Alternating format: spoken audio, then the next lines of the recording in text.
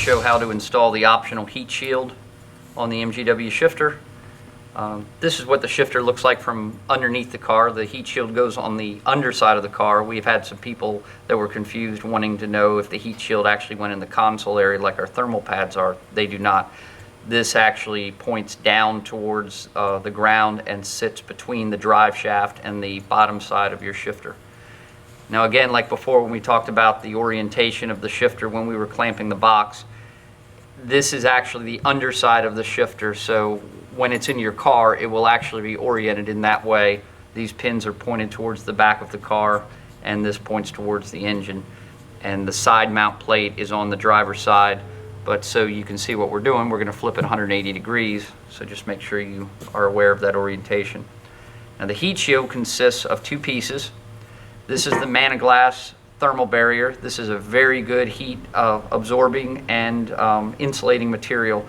The reason I'm wearing these gloves is it's very itchy. It's quite a bit more I guess sensitive to the skin than the pink insulation that you probably used in your attic. So just make sure you wear some type of protective gloves and do not rub your eyes. Probably another good idea would probably be to put some safety goggles on. So as you can see, it is not symmetrical in either direction. The cutout here should be oriented towards the front of the vehicle because this is clearance for your linkage arm, and it has a long side and a short side. As you can see, there's the distance left to right. The long side will be mounted on the driver's side of the vehicle, and the way this is located, this is actually the driver's side of the vehicle, so when this is put on it will actually be mounted just like that. Okay? The stainless steel heat reflector that mounts on top of that and sandwiches the Managlass between it and the shifter body comes with a protective coating on one end, and as you can see it's a grained polished finish, so it reflects the heat as good as possible. This is the surface that points towards the ground, and as you can see it's got bends. They will contour to the tunnel of the vehicle. It also has two slits in it, and we'll get to those in a second after we mount it. Those slits should line up in the same place as the cutout in the Managlass. And as you can see, it's also not symmetrical. It's longer on one side than the other. And if you lay it over top, and it goes into the mounting holes like that as well.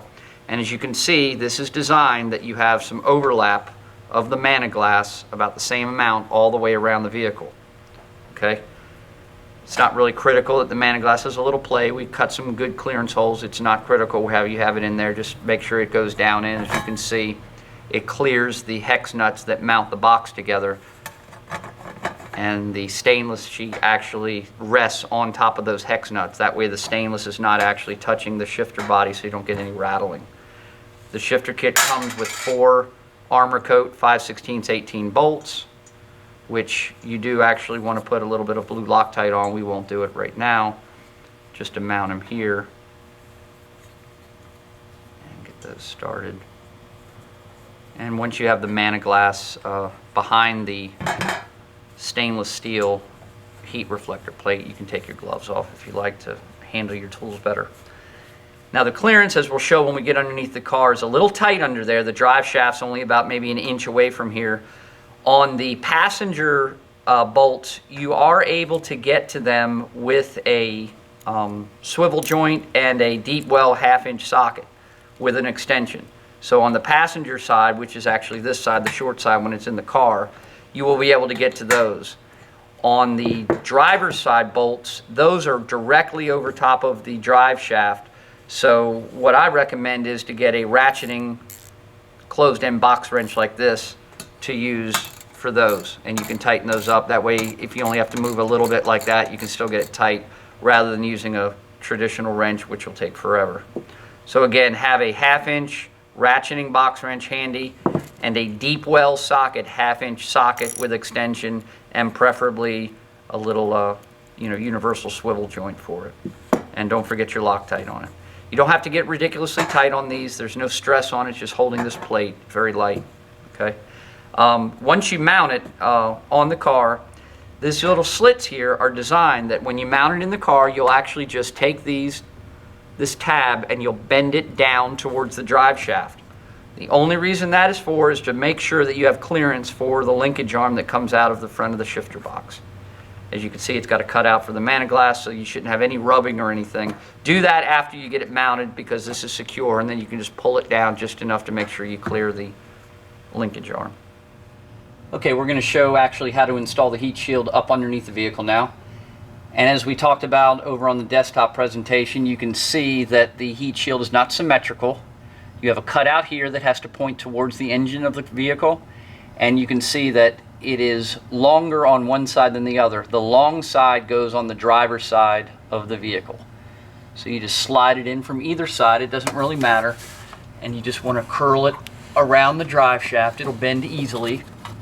And again, it's probably a good idea to wear some gloves and some safety goggles. Keep that insulation from getting all over you.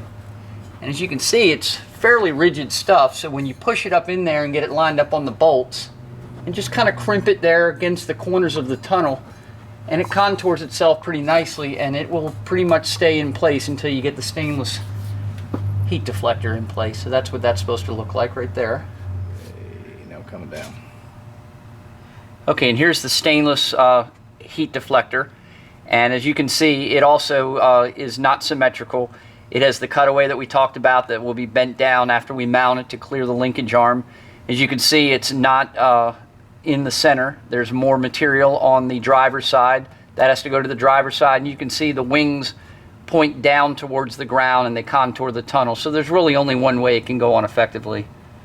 So you just want to get that in there, and again, from either side, you just want to slide it up in there and bring it all the way around and find your bolts.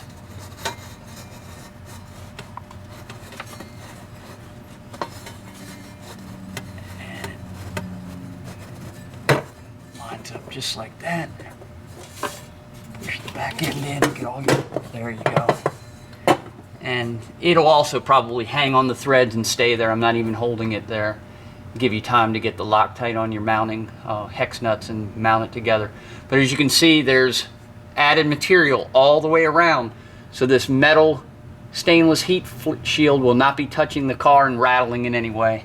Okay, as we discussed, the passenger side 2 bolts you can access with a extension 1/2-inch deep well socket and a universal joint. So you just want to get that up inside there like that.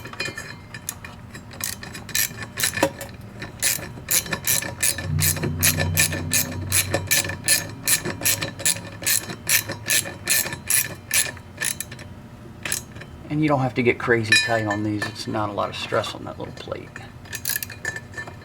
Okay, to mount the driver's side nuts for the heat shield, you can't access those with the socket, even with the universal swivel. There's just not enough room. So you want to use one of these, a 1/2-inch ratcheting box wrench. And you have a limited amount of movement, but it's easy enough. You're not going very far, and you just reach up there and just tighten it up like that. Just do that to both the nuts on that side. You don't have to get tight. That's what the Loctite's for.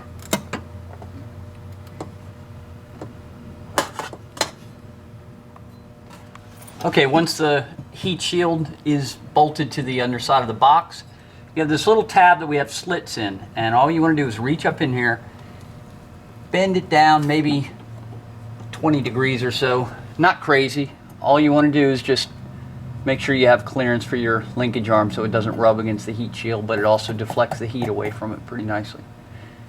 After you do that, you just want to come over to the back and just kind of push up on the man-glass, and you can actually seal the whole back side of this thing pretty well because it's pretty rigid. So you just push that up like that, and you are done.